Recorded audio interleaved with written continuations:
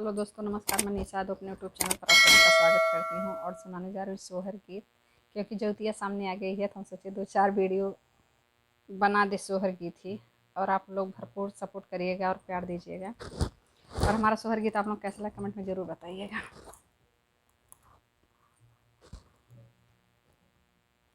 सासु कली पल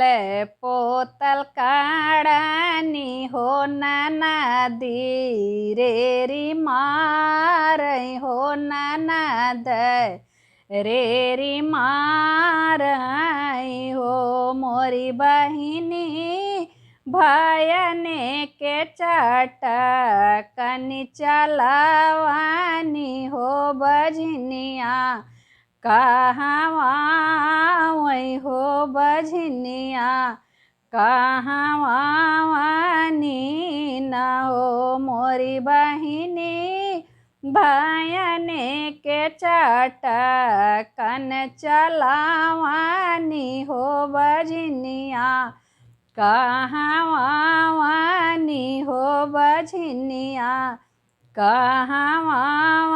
न हो ससुर करू सलितिरियावा हो बगिया वा में ठाड़ी हो बगिया वा में ठाड़ी भैनी ओ मोरी बहिनी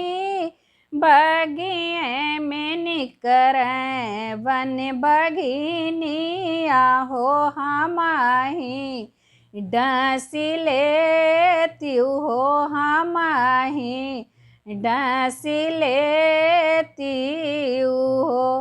जाऊ तू ये तिरिया जाऊ हो तू पर ने घरे के जाऊ पर ने ससुरे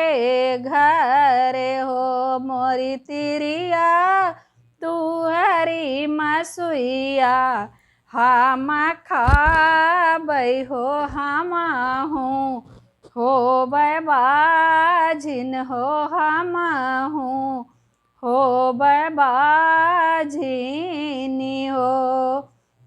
बगिया करू सली तिरियावा हो नैहरे चली गायनी हो नैहरे चली गायनी न हो मोरी माता खोली दे तू बजा रली के वाड़िया हो बिटियावा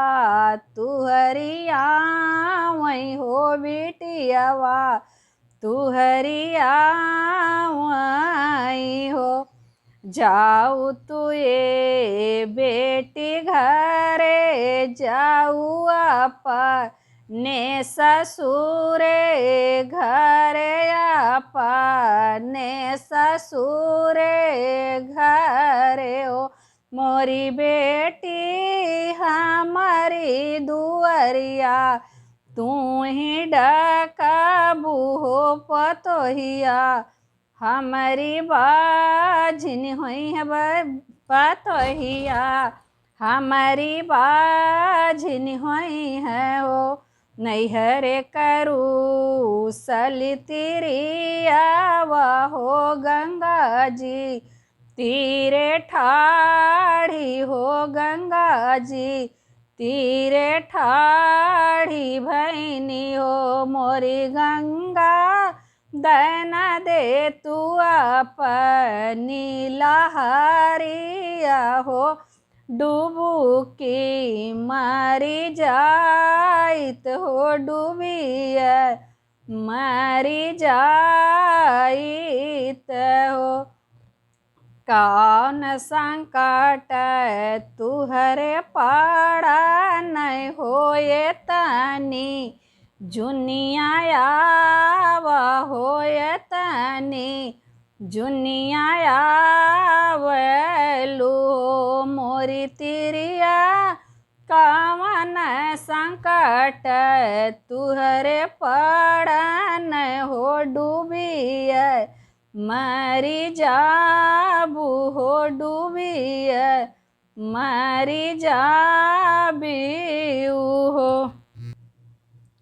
सासु कली पल पोतल काढ़ली हो ननद रेरी मारी हो ननद रेरी मारी ना हो मोरी गंगा भयने के चाटा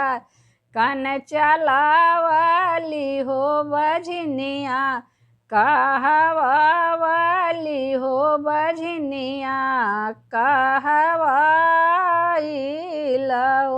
जाऊ तू ये तिरिया जाऊ तू अपने सजन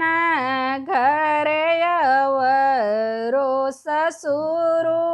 घर हो। मोरी तिरिया आजू के नावा ए महीनावा हो ललन तुहरे होई है हो बधैया तुहरे बजी है हो नयन भर देखा हो नयन भर देखा हो।